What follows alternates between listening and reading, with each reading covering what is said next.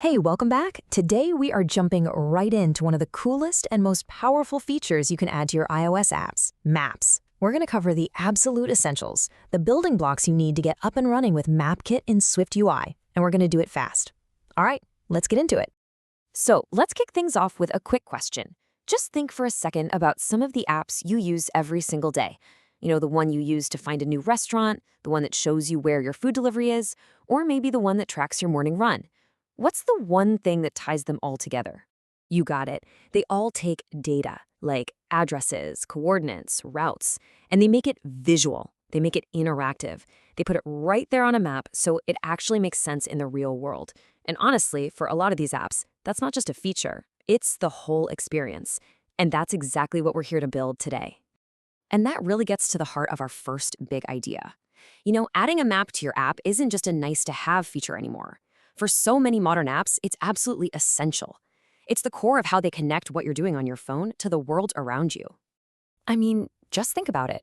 Guiding a user from point A to point B, tracking a package in real time, planning a vacation, visualizing a workout.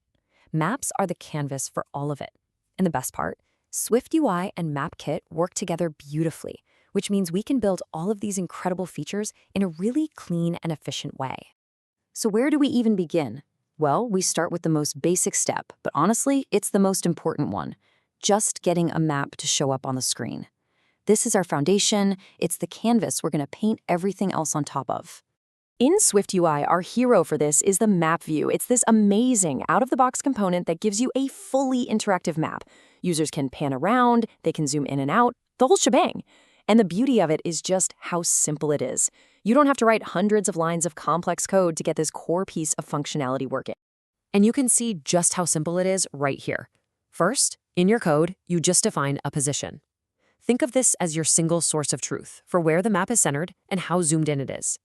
Then, you just pass that position into the map view. And because it's a binding, whenever that position data changes, SwiftUI just automatically updates the map for you. And boom, the result? A live, interactive map in your app.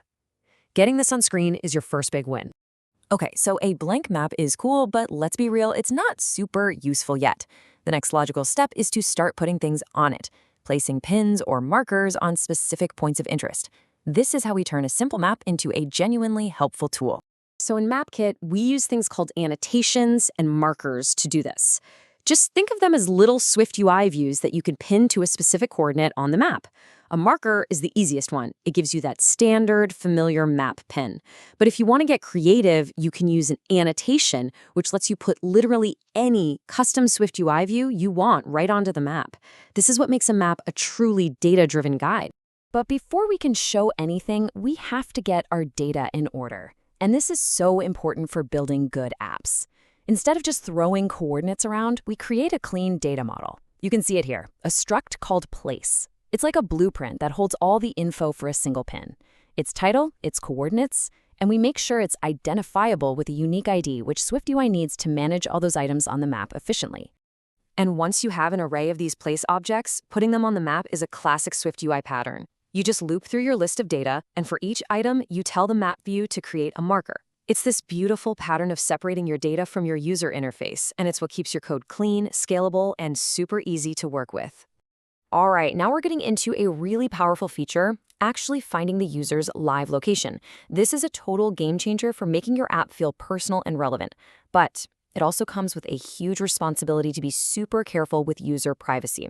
The tool we use for this is CL Location Manager. It's part of the core location framework, and it does all the heavy lifting for us. It handles asking the user for permission, it fires up the phone's GPS, and it delivers those location updates right back to our app so we can use them. And I love this slide because it shows that privacy isn't just about following rules, it's about building trust with your user.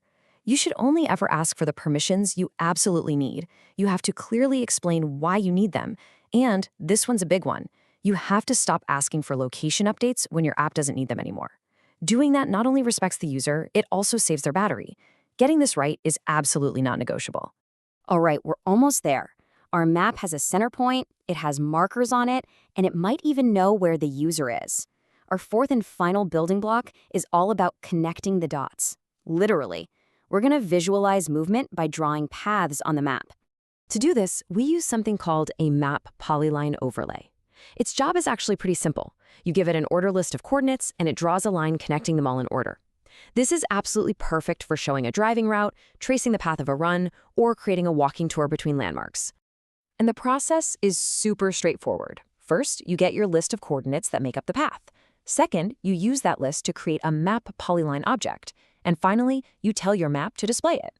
And just like that, the route appears. Now, it's really important to understand, this is not the same as generating turn-by-turn directions, but it is the visual skill you need to display those directions once you have them. So let's just quickly recap. We've covered the 4 essential building blocks: getting the map on screen, adding markers with our data, finding the user's location responsibly, and drawing paths. Now, it's your turn to put all of this into practice. And I really want you to take this to heart. These skills we just went over, modeling your data, looping through it to create pins, drawing a path, these are not just classroom exercises.